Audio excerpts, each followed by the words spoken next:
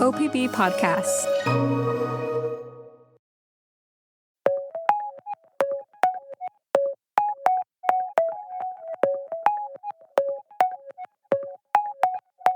From the Gert Boyle studio, it's OPB Politics Now for Friday, February 27th. 3 years ago, Pacific Northwest tribes reached a landmark deal with the Biden administration aimed at saving salmon populations. Then President Trump came back into office and killed the whole thing. But that's not the end of the story. Today, we're going to look at what a brand new court ruling means for the fight over endangered salmon. And we'll take a look at how things are shaping up in Salem with roughly a week to go in this year's session. Welcome to the podcast. I'm OPB Politics reporter Lauren Dake. I'm OPB investigative editor Tony Schick. And I'm OPB Politics reporter Dirk VanderHart. Tony, we're going to start with you today. Okay. You've been reporting for years on federal policies surrounding salmon. Yeah. You even did a fantastic podcast. And everyone should check out Salmon Wars if you haven't already. I already mentioned that in 2023, we learned of a major deal between tribes and the federal government. That seems like a good place to start, so let's do that. What did that deal say? Yeah, that deal said we're going to pause lawsuits for up to about 10 years, and the federal government said we're going to maybe start to think about dam removal, particularly 4 dams that are on the Snake River in Washington. It's the biggest tributary of the Columbia. And it's a huge salmon producer, and a lot of the populations on the Snake are, for salmon, are like in really, really dire straits. And those are the 4 dams that like advocates and tribes have, and a lot of biologists for years have been like, those need to come out to make way for salmon restoration. And under the Biden administration, the federal government seemed to be, after decades of like, absolutely not, seem to be moving in that direction. And that willingness to explore that was kind of the centerpiece of that deal. Saying we'll explore this, we'll do some studies of it if you pause litigation. And in the meantime, we're also going to spend $1 billion over a decade on new restoration. We're going to fix up tribal hatcheries. We're going to have this Biden issued this executive order that said all federal agencies need to do basically everything in their power to maximize salmon recovery. So it was a pretty big deal. I mean, even people who are pretty skeptical about, the federal government's movement on salmon were like, no, this is a big deal. So, yeah. And so then what happened when President Trump came back into office in 2025? In June, he issued a memorandum called, I don't know if I'll get the wording exactly right, but it was stopping radical environmentalism to generate power on the Columbia. It was pretty close to that. And basically saying the Biden administration, what it was doing with this deal was radical environmentalism, completely onerous restrictions. This was around the time that they were also, the Trump administration was issuing these executive orders saying we're going to unleash American energy dominance.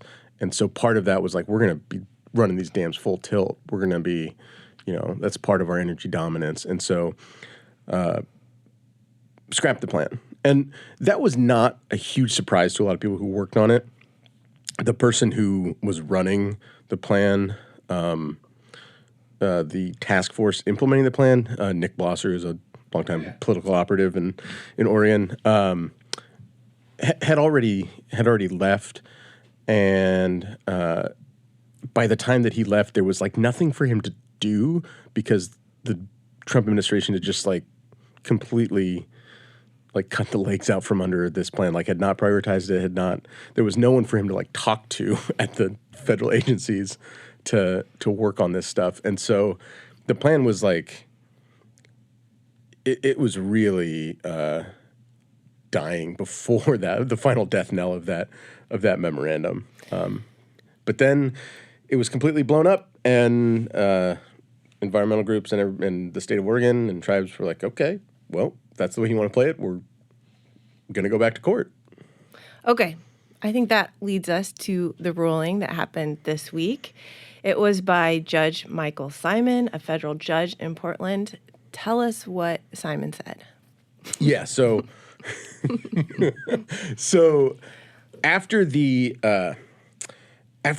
deal was blown up, they went back to court, and the plaintiffs, like the tribes, environmentalists in Oregon, were pushing for some changes to the river that were. They went a little bit. They wanted like to go even further than what they'd gotten under the agreement. Not in terms of dam removal, but in terms of like the interim. Like, here's what how we're gonna change dam operations in the meantime. Like, we're gonna scale down hydropower. We're gonna spill more water so that salmon can kind of ride the current. Make the river cooler, storing less water for irrigation, stuff like that. Basically, less stuff for like the economic, drivers of the dams, and more stuff for salmon, which are an economic driver in their own right. But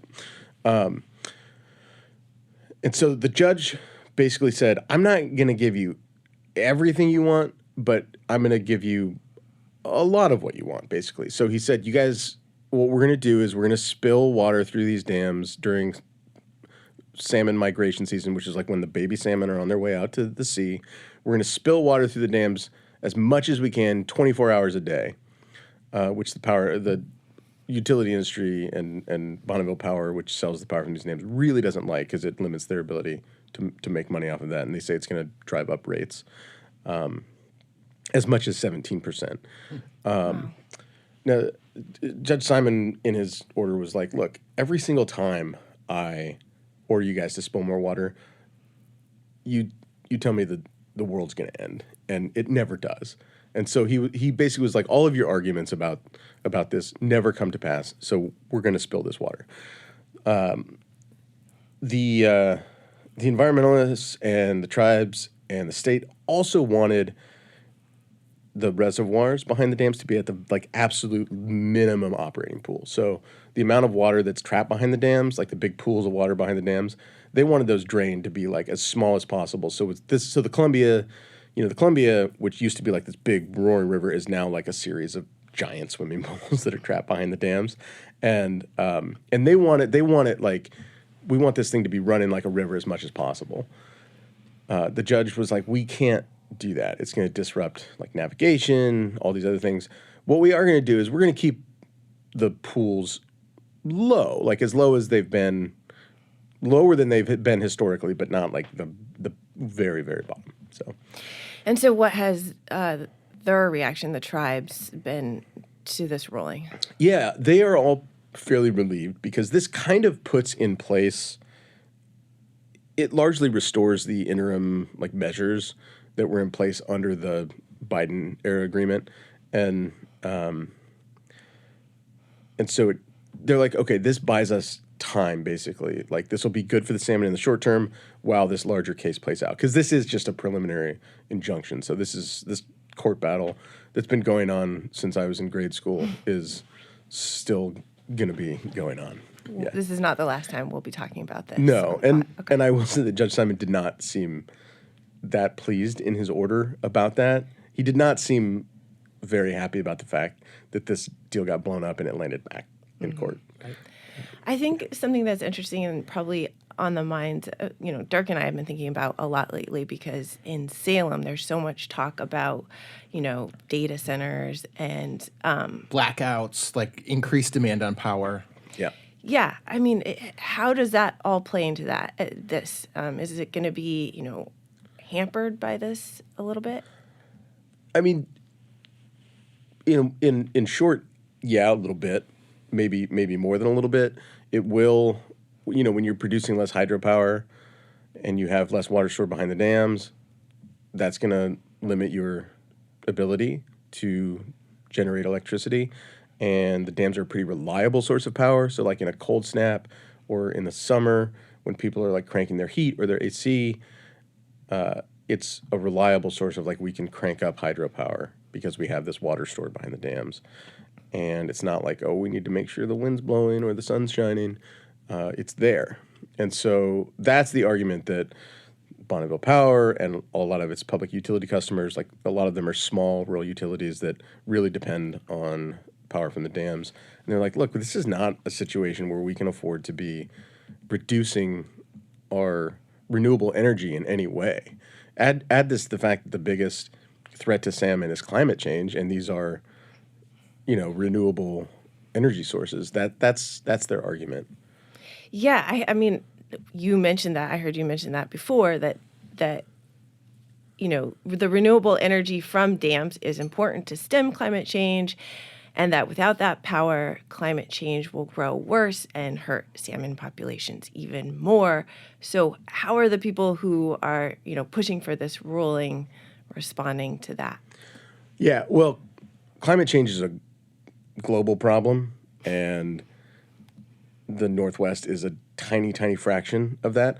And the dams overall are a big part of the Northwest, power portfolio. But like the dams that they want removed, the four Snake River dams, can be really, really useful in certain situations. But they are overall less than 10%, average around 4% of the power supply. So if you're thinking about and you guys know the conversations that are being had around data centers and blackouts, the amount of energy that we're going to need to add is pretty staggering. And so the argument is basically look, we have to add so much energy and it's going to cost so much money that in the midst of that effort, we shouldn't be thinking about we should basically be able to say, okay, we can get rid of or scale down the power from these sources because we have to add so much in the meantime. Basically, the argument is it's a drop in the bucket. Well, there's also an argument in your piece that actually because of climate change, conditions in the ocean are becoming more and more inhospitable to salmon, and so doesn't that mean we should make way for salmon in these rivers to make that more hospitable and allow them to thrive in those ecosystems more? Yeah, and that's the thing about particularly if you were going to remove a few dams or scale back the generation at these dams, it has, in terms of climate change, what the Northwest does is so marginal. But in terms of salmon, what the Northwest does with these dams is not everything, but it's almost everything. And so because the ocean is such a crapshoot, and because it's,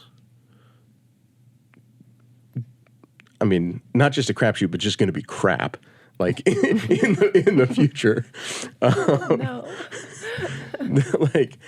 Ocean survival is expected to drop by as much as 90%.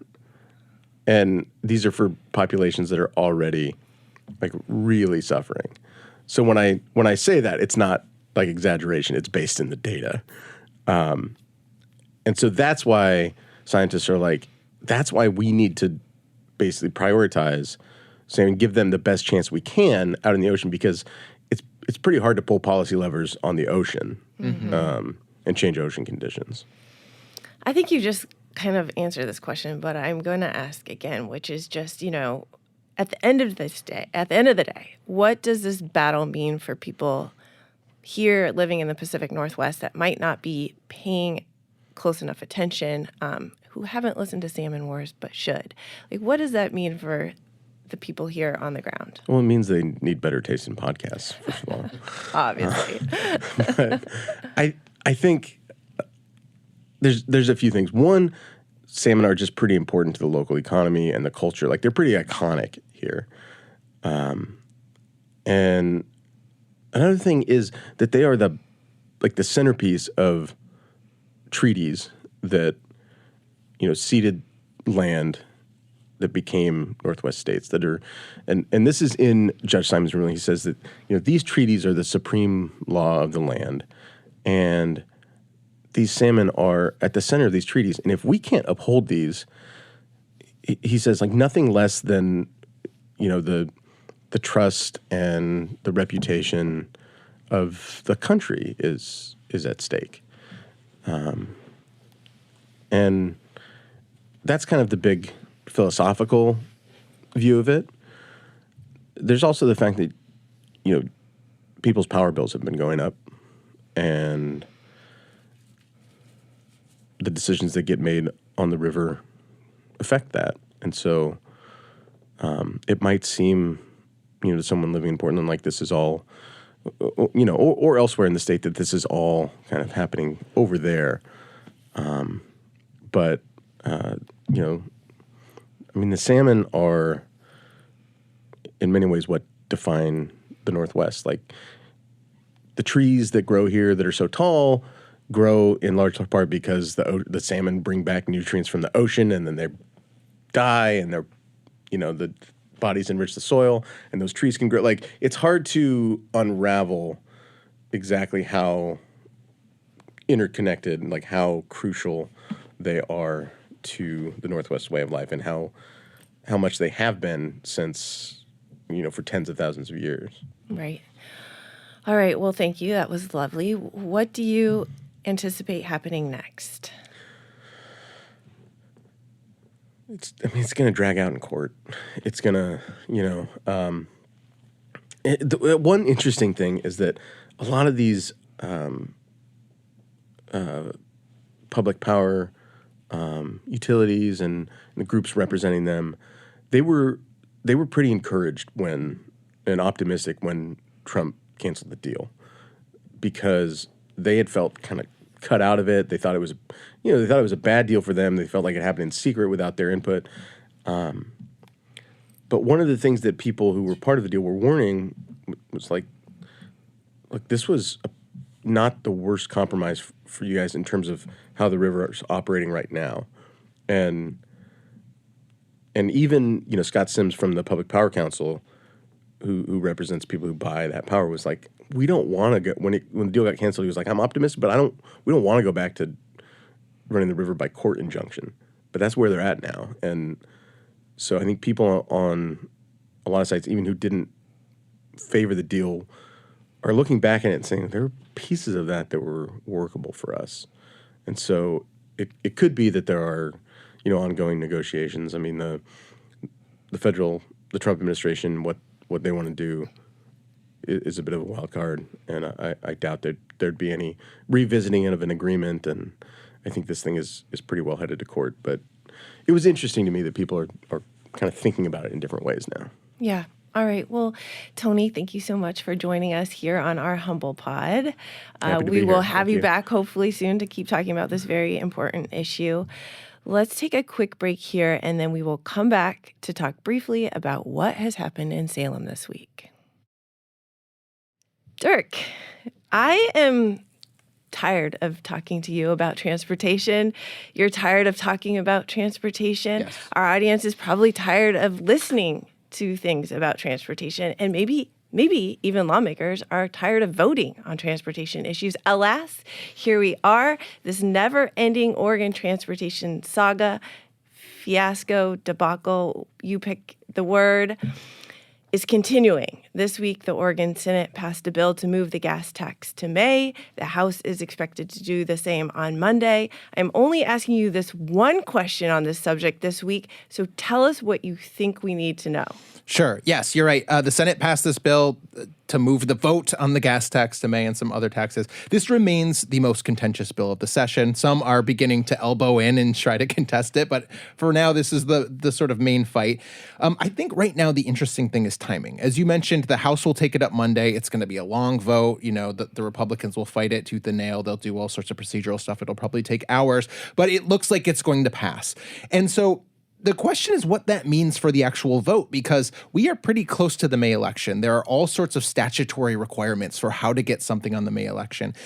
Tobias Reed and the Secretary of State's office told lawmakers they should get this to Tina Kotek's desk by February 25th. That was this past Wednesday. It didn't happen. And when they blew past that deadline, he sent them another note, and he said, well, look, you can still move the election, but I'm really concerned that the longer this goes, the less input people are going to be able to have in the process, because folks like to submit statements to voters pamphlets, right, that say, I hate this or I like this. And they should have a amount of time to do that. And Reed's worry is that the longer lawmakers wait, the more the public is going to be cut out of the process. I think you can expect to hear a lot about that on Monday when the debate happens. Again, I don't think there's any sign that this vote is not going to succeed, that this tax vote is not going to be in May. I do think we will see some legal challenges when this bill 1599 passes. Okay, we're going to pivot. I didn't lie. That was it. Thank you. Done with transportation. We both saw NBA legend, former Yes. Portland Trailblazer Terry Porter in the hallways of Salem this week. Give us the latest on what is happening with the spending bill to upgrade the Moda Center. Yeah, this bill still seems like it's on a glide path. All the top Dems are behind it. Some Republicans seem to like it. And we know more about what this looks like because this bill got an amendment when it passed out of committee this week. So what the legislature is saying now is they will spend up to $365 million in public money that could go to schools or public safety or healthcare, all the things we prioritize in this state, on renovating the Moda Center. And the goal is, one, they're going to do that by pulling income taxes from the Trailblazers and vendors to the Rose Garden Moda Center. People that perform at the Moda Center, all that will go into this special pot that pays for these renovations. The goal is to get these started by next summer in time for us to have a brand new, spiffy, renovated building by 2030 when the women's Final Four is coming to Portland. But there are some side rails. So this is contingent on the Trailblazers, who are about to change hands, ownership, signing a 20-year lease for the building, on the city and county coming on board with hundreds of millions of dollars. That's where things stand at present. We did hear from one Portland Trailblazer fan who thinks this is a bit of a raw deal. Yes. And I thought his campaign was a little catchy. Rip City, not rip off. Yeah. What are his points? Well, and a lot of people agree with him. I think a lot of people have sent letters of support to this. This campaign is basically saying Tom Dundon, the billionaire who's going to buy the Trailblazers, is bluffing. He is not going to take this team out of a city that loves it, out of this city with a rabid fan base. The state should be asking for more if we're going to put hundreds of millions of dollars up. It is worth pointing out that as things stand right now, there is no public commitment from the Trailblazers to pay for any piece of this renovation, which the team pegs at around $600 million.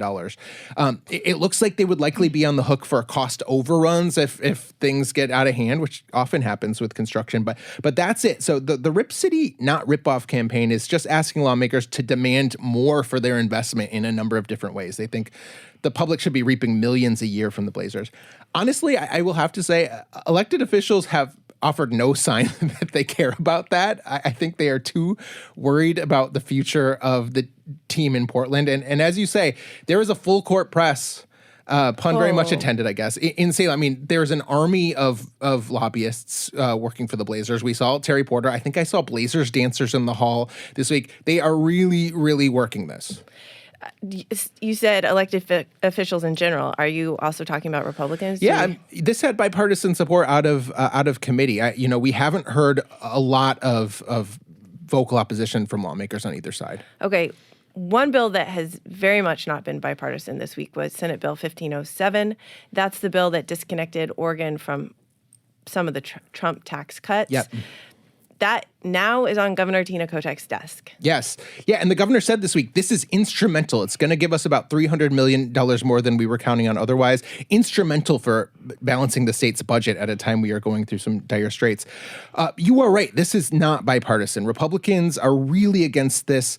Business groups are really against this, and that's because it would take away this provision that when businesses buy a big piece of equipment, they can reap tax benefits for it right away. That's very wonky, but to business folks, this increases cash flow. This is the kind of thing they say that will make Oregon a more welcoming place for business, which is something the governor has said is a big priority. And what a lot of folks that look at 1507 and don't like it say is, actually, you're doing exactly the opposite here. So there has been a big fight on this. On the other side of that, folks would say, well, these are loopholes, as they call them, and this is going to help us pay for needed services. Okay, my last question for you, Dirk, before we are surely back here next week talking all things legislative session. It strikes me that we have had 2 no-shows this session, and we've debated this. I'm not sure that walkout is the right word for either of them, maybe boycott, but basically the Republicans in both chambers have declined to show up, delaying floor sessions. And I'm just wondering if maybe rather than these prolonged, week-long walkouts that we've seen more recently, those that could cost a politician his or her career, if we'll just start to see more of these brief pauses as just another delay tactic in the session. It seems like it. And, the Republicans have tried to cast this as normal. I mean, when the Senate walked out, what was that, last week? Or not walk? I mean, whatever, boycotted. Bruce Starr, the Senate Republican leader, said, this is just a pause of the process where we're putting things on hold while we debate stuff. That is how they cast it. I think that you are right. This is a tactic that we will likely see more. And it'll just depend on how much hardball the Democrats who run these chambers want to play, because in each of these cases, we have not seen folks get unexcused absences. Unexcused absences are the real hammer in Salem, because if you get 10 of them, you can't run for re-election. So I think it's just going to depend session to session what the dynamics are. Things seem to be going actually okay right now. Fingers crossed. There's probably about a week left, so let's just get through it, y'all. Fingers crossed. That's it for today. Tony and Dirk, thank you for joining me. Thanks, Lauren. Thank you. This week's episode of OPB Politics Now was produced by Andrew Thien. Our engineer is Nalene Silva. Our music comes from Audio Network. We will be back next week with more news from across the Pacific Northwest. Until then, thank you for listening and thank you for your support.